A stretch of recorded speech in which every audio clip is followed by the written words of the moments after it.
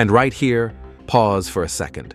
Because this tiny moment on camera, this is the calm before absolute chaos. These teens look like they're just walking around, but within minutes, one of them will be running for his life, another will be bleeding, and a 14-year-old child will never walk out of that room again. Next one, Rachel.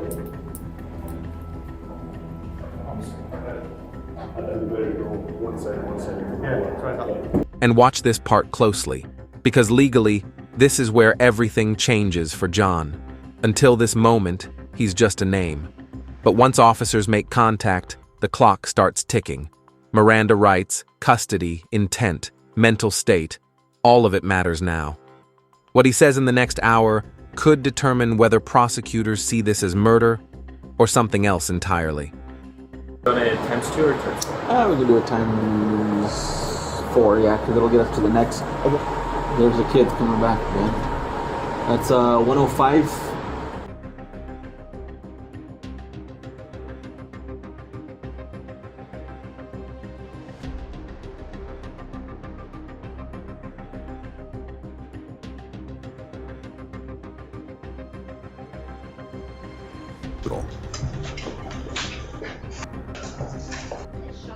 We have him here with us.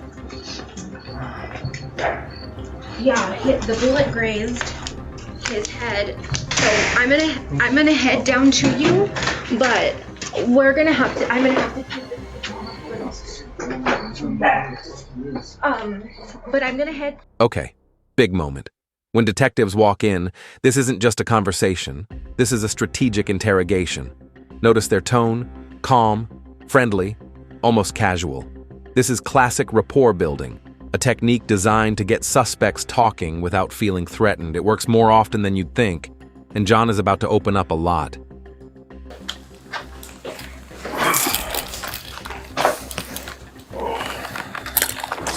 Stay with my jacket. What's up? No, not much is going on. We're gonna talk about it. Go sit down.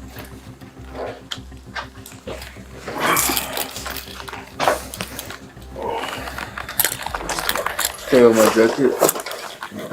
What's up? No, not much is going on. We're gonna talk about it. Alright, I'm back here. I'm gonna talk to the officer first and then we'll talk, okay? Alright, this one was bad, officer. So when we got to him, he had cuts on his wrists. He was involved in the shooting at UNM. Okay. So yeah, he has deep cuts. We're thinking it's from him breaking windows Okay. with his fists, and that's how he sliced his arms. Bringing him here because, EMTs did check him out, but I saw as he was in the holding cell, he was still bleeding, so I want to make sure that, everything's clean and ready to go. And what we're gonna build the inside of the cheese cake. And we're gonna do this.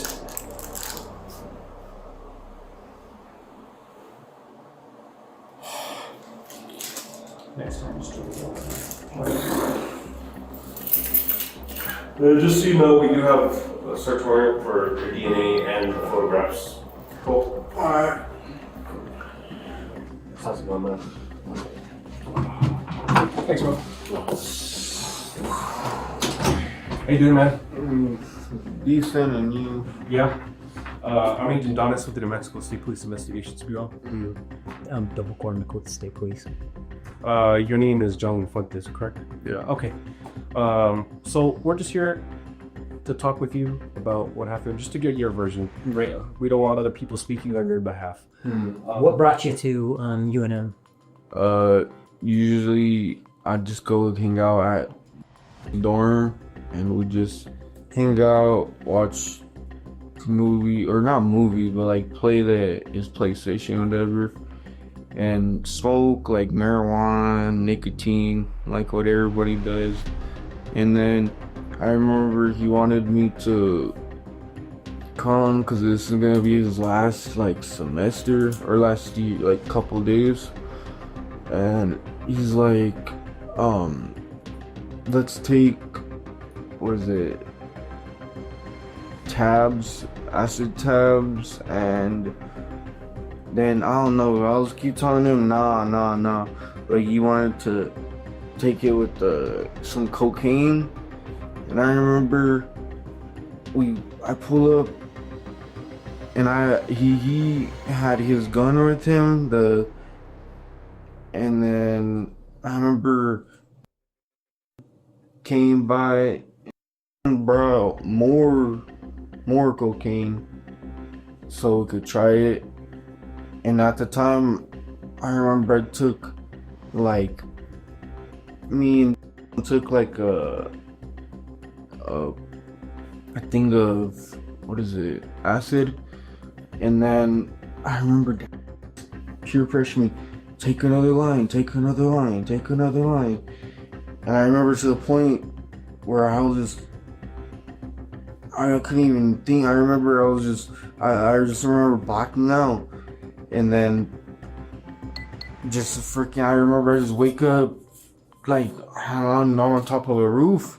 I'm like calling my brother. I'm like, what just happened? He's like, where you at? I'm like stuttering. I was like losing my mind. You know what happened? That's whenever I went to the parking lot and I was trying to look for help. And that's whenever I found some people. I was like, hey, can you guys help me? I was like, here, I don't care about the gun. I was like, here. I threw it on the floor. I was like, send help. I was like, I'm bleeding, please. I don't know what's going on. And then they just like drove off. They're like, what the hell? But I don't blame them. But yeah, I remember just after. Yes. Sorry, you're not going. Yeah. And then I remember just completely blacking out. And then I remember whenever I was on top of the roof, I just remember I had this Glock 19 on me, and I was just like out of it. I didn't even know where the heck I was at. And that's whenever I was like calling. I didn't even know where I was at. I remember I kept calling my dad. I was like, I think I got laced or something. I was like, I'm on top of a roof on UNM. I was like, I think I just shot 2 people. I'm like, I'm losing my mind. I remember I was just running to like the UNM. I remember it was just a bunch of UNM cops outside. I was running. And I remember I went like this. I was like, help. I'm bleeding. I don't know what's going on. I'm like, I can't control. And then I remember just seeing, I didn't even know it was just my uncle's truck right there. I didn't even know if it was him. And thank God he saved me. He was just like, yeah, hop in, what's going on? Like, he thought I got like trumped, and because I told him, I don't know, there's something in the cocaine, or I don't know. What I kind of remember is just glass breaking. I remember, and just full sprint running, just out of breath, going, just like, yeah, like an animal. I don't. And this is the moment reality punches him in the face. Up until now, John's describing confusion, fear, paranoia. But when he realizes someone is dead, you can see the shift. Legally, this is where investigators watch body language closely. Guilt, shock, indifference. Every reaction becomes part of the mosaic the prosecution will later build. And I remember my mom went to go like peep out the scene, and then she tells me the whole news is there, and that she looked on the news and one's injured and one's deceased, and that's when I started losing my mind. I was like, I couldn't believe what I did. Just like Rambo, jumping out, and then just like, I remember I looked at my pants and I had a 19, and then that's whenever I went to the parking lot near my car, and I was like literally just looking for any cop I could find to help me, and then that's whenever I ran into those people, and I was like, help, and then they were like, I pulled out the Glock, I already threw it in front of me. I was like, please help, and then they were like, they just drove off, yeah. but that's literally all I remember. And but I remember just looking around like, what the actual hell? What did I take? I kept telling my dad, I think I got laced. UNM, come out. I don't even know. I was like, I don't even know. And then I have an interlock, so, and then we were also drinking too, so I was like, I can't even drive. I don't know what to do. I was going insane. I completely like felt like it was frying my brain. I didn't even remember, like, it was probably the worst experience I ever had. That sounds right. And then at some point I completely lost the Glock. I literally like blacked out. I don't know what was going on, but yeah, I don't remember where the hell any of my went. I remember I ran up to my uncle with just my underwear on, and he was like, "What the hell happened to you?" And I told him, I think I got laced or something. I completely blacked out. I don't know what the hell that fool had in there. And then, I don't even know. That's what bugs the hell out of me. I couldn't even. I literally just freaking. It was like the worst thing ever. Like go through like the events of like you guys hanging out. Like, did you guys just start, doing cocaine and acid like right away, or were you guys just hanging Pretty out? much, yeah. Because it was already late, and then he had work in the morning. So I was like, well, we can hang out now and get it over with now, since, because he had like work the other, and then what is it, I told him I don't want to be all tweaked out whenever my freaking I have to go. One of my family members was gonna bring, like, she's a couponer, she's gonna bring all kinds of clothes and soap and oil just to help us out. And I remember I told him, well, I'd rather just do it on the day whenever. So like the night we do it, I don't want to be going and hanging around with my family the morning, you know what I mean, the next morning. So I told him, oh, let's just do it now. Let's just go now. That he just had work in the morning. He was like, yeah. So you guys like you got there and then you started doing cocaine and acid? Yeah, I mean, him popped like a tab and a half. And then I remember after that, he just like, let's do line, let's do bump. Was that in his room or in one of your cars? And I was in his dorm. His dorm, okay. At a certain point, were people like getting on each other's cases, or did somebody start becoming obnoxious or start a fight, or like what do you remember in there, man? What happened? I mean, we kind of heard some things from some other folks, but we really want to hear your take on it. Somewhat of a I just remember it was not so quick. We could have been arguing. I don't really remember crap, but I just remember somewhat of me holding his pistol, like looking at it off the acid, like all just tripping out on it, and then just like just I remember, I don't even remember what the happened. I remember it was just like a movie. And then that's whenever I was just running around like an insane person around the campus trying to find help. Do you remember how you left the room? They left the room? Whoever left? I don't remember. What led you to believe that you may have shot some people?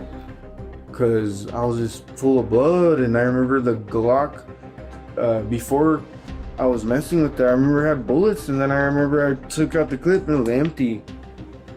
And I was like just bleeding, and I just thought I shot myself because there's this big ass welt right here.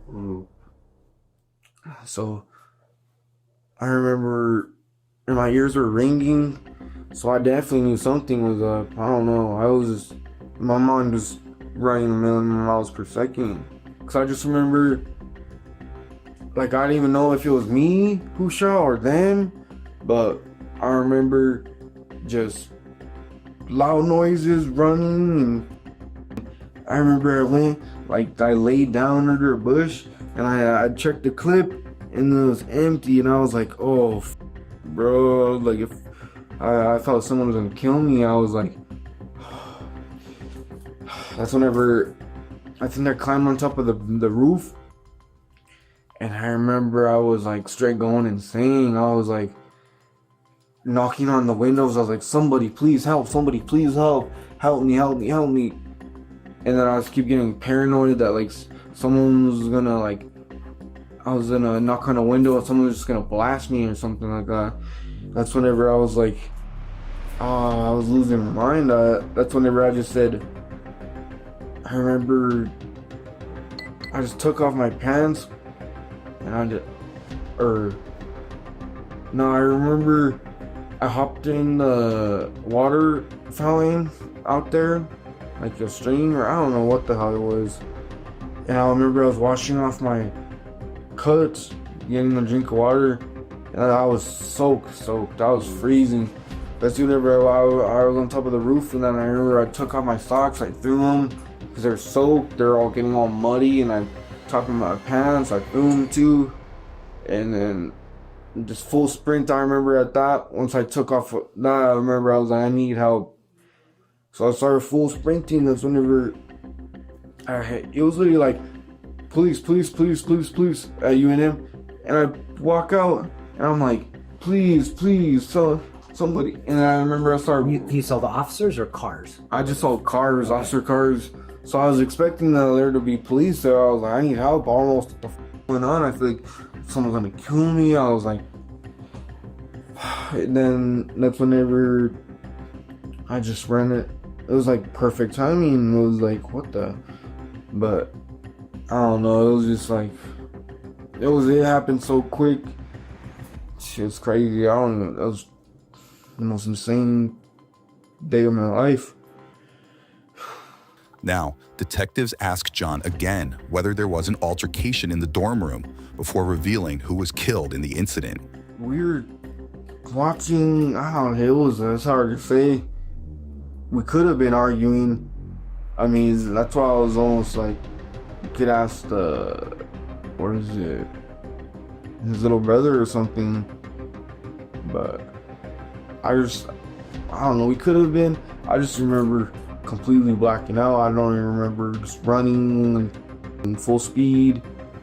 What's his little brother like? Does he talk to you, or what's he? I don't know. I don't think his little brother's doing any of the coke though. That's the thing. But, or I think he did some. I don't know.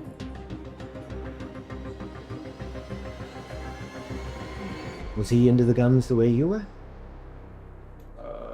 I mean, everybody was, it sounds like. Yeah. Or was he not? Like, pretty much everybody was. So you don't ever like recall at all, like ever actually shooting a gun at any point in time?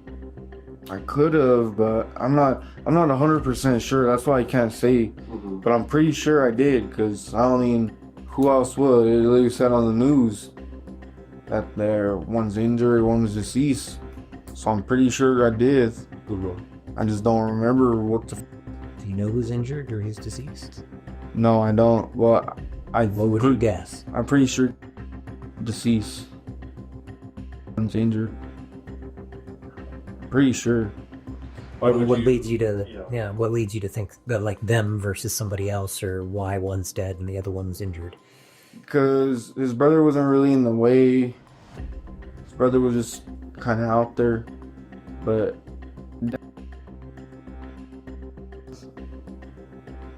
they're both.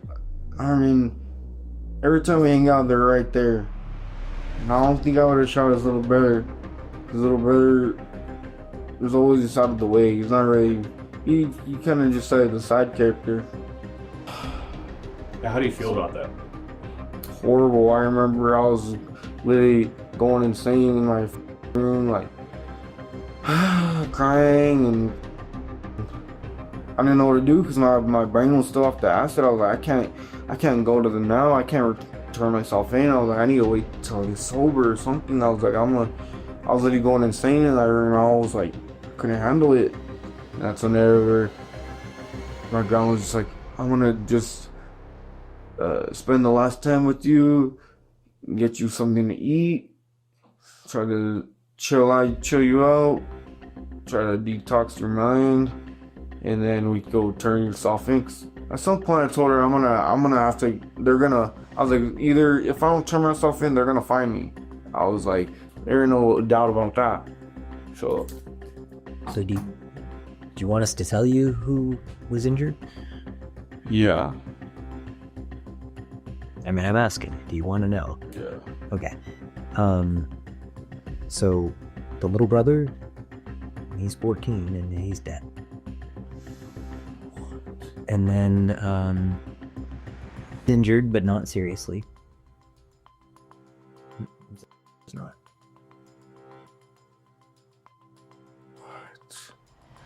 I must have blacked out. What the fuck? I'm sorry.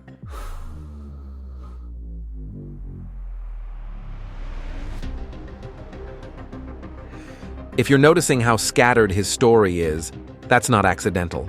Investigators expect this. They're listening for contradictions, missing pieces, and the one thing John still hasn't explained. What actually happened inside that dorm room seconds before the trigger was pulled. Everything else, the running, the paranoia, the roof, is noise. But they need the moment of violence, and they're about to push for it.